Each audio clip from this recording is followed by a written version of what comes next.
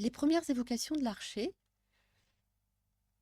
nous viennent d'Asie centrale, du monde musulman et de l'Empire byzantin. C'est par exemple en Asie centrale, dans cet endroit qu'on appelle à l'époque la Transoxiane et qui est actuellement l'Ouzbékistan, qu'on va retrouver le premier écrit euh, qui nous parle réellement de l'archer. C'est Al-Farabi qui nous parle d'instruments dont les cordes sont touchées par d'autres cordes. Alors on trouvera d'autres écrits donc en Syrie, en Perse et en Syrie, et puis des évocations picturales dans l'Empire byzantin. Si l'on revient à notre Asie centrale, on y trouve des civilisations très très riches. L'Asie centrale est parcourue par des peuples bien différents qui viennent de l'Est, et en particulier les Kirghizes et les Ouïghours, qui sont très très réputés pour leur grand amour de la musique. Ils ont fourni, malheureusement pour eux, euh, beaucoup d'esclaves femmes et musiciennes qui s'échangeaient à prix d'or. Elles étaient achetées souvent par les marchands sogdiens qui faisaient donc le commerce entre la Chine et la Perse, et on les retrouve jusque dans l'Empire byzantin. C'est aussi dans le sud de cette région, actuellement ce qui correspond au sud Tadjikistan, qu'on retrouve cette représentation d'une femme qui joue donc d'un instrument archer. Elle date du 10e, 11e siècle. Elle a été retrouvée dans un palais à Ulbuk. Donc c'est dans cette région euh, où la musique chamane est très importante, qu'on va retrouver donc l'archer, qui est probablement le croisement entre l'arc et le crin, puisque c'est une civilisation du cheval. Donc dans l'Empire byzantin, donc, on va retrouver plusieurs sources picturales ou sculptées d'archers, comme cet archer qui se trouve sur un coffret en ivoire qui date du Xe siècle.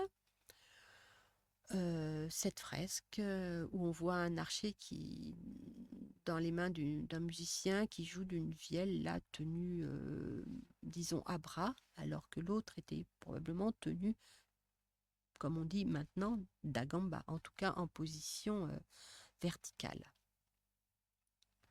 Et puis l'archer va être introduit en Europe, l'archer, ou disons l'idée de l'archer, en Europe, alors via la voie arabo-andalouse, qui nous fait arriver jusqu'en Espagne, où on va trouver cette représentation dans un manuscrit qui date du Xe siècle, 920-930, un manuscrit mozarabe, ou celui-ci, qui est un peu plus tardif, qui date de 1020, encore un manuscrit mozarabe. Mais l'archer, pour arriver en Europe, va aussi prendre la voie du Nord, en suivant les Vikings, qui faisaient un commerce entre la mer Noire et la mer Baltique en suivant les fleuves russes. L'archer va à ce moment-là se retrouver accompagner un instrument qui jusque-là était pincé. C'est la lyre, qui est très représentative de cet univers sonore de l'Europe du Nord. Et puis on va trouver une autre trace, par exemple, de l'archer sur cette fresque qui se trouve à la cathédrale Sainte-Sophie de Kiev et qui date de 1020-1050. Les Vikings vont disperser l'archer, alors en suivant l'Atlantique. Là, en Irlande, on a retrouvé en 1975 le plus vieil archer qui date du XIe siècle et qui est un archer viking, on le sait de par sa décoration qui est très typique de l'art des Vikings. Et puis ça va descendre le long de l'Atlantique et arriver aussi en Méditerranée. Alors, par exemple, en Sicile, où les Normands étaient présents et régnaient depuis le XIe siècle. Et au XIIe siècle, ils vont faire venir des peintres arabes qui vont décorer le palais de Palerme avec plusieurs fresques qui représentent des instruments à archer. Sinon, bien,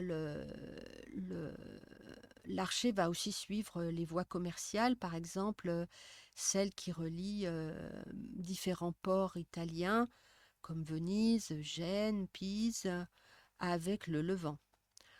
Ainsi, on va retrouver cette fresque qui est près de Rome, qui date de 1020 à peu près, 1010-1020. Le graduel de Nevers qui date de 1060. Ce manuscrit catalan qui date de, du, de la moitié du XIe siècle aussi.